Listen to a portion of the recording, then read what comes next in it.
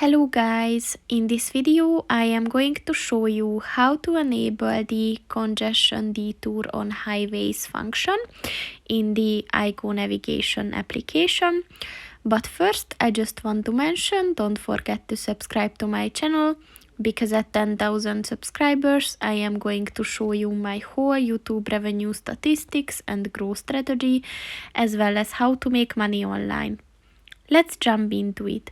First of all, open the application on your phone and then click on the three lines at the bottom of the page on the right, and then scroll down and click on the settings button, and then click on the navigation view button, and then if you scroll down, look for the offer a congestion detour on a highways button.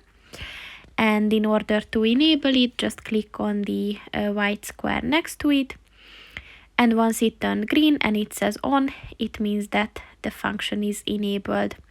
So that's pretty much it for this video, guys. See you in the next one. Goodbye.